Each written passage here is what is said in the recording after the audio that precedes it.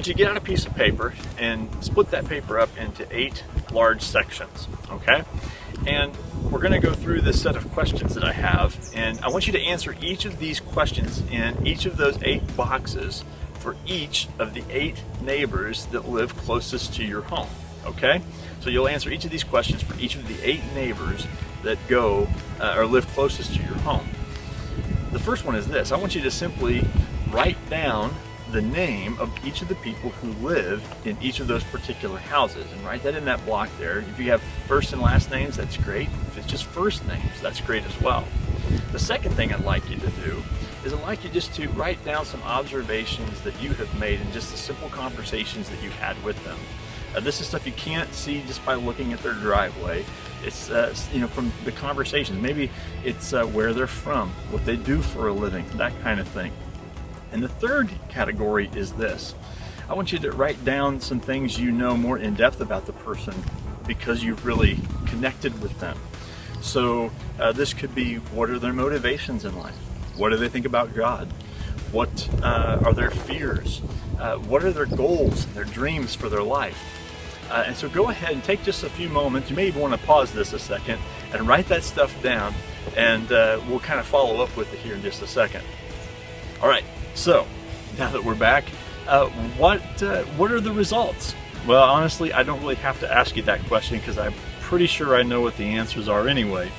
As a matter of fact, this idea that I just shared with you didn't come from me. It comes from authors Jay Pathak and Dave Runyon in a great book called The Art of Neighboring. And they say that every time they go through this exercise with people, the results are pretty much the same across the board.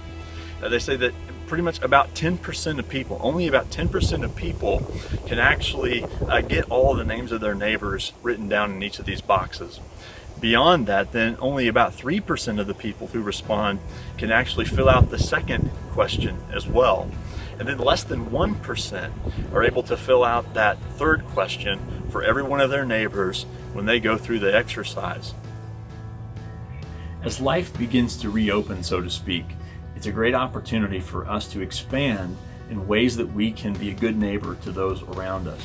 Jesus gave us a great example of being a good neighbor in Luke chapter 10, verses 25 through 37, which we call the parable of the Good Samaritan. Jesus gave us an example there of how to love people unconditionally and compassionately. And we can take steps toward that, I think, by doing some very simple things right here and now. First and foremost, go to the front yard. Go to the front yard. Go to the place where your neighbors are passing by, where you have opportunity then to interact. Get out from behind the fence. And even if it's socially distanced, have those small conversations and be present in a place where your neighbors can interact with you.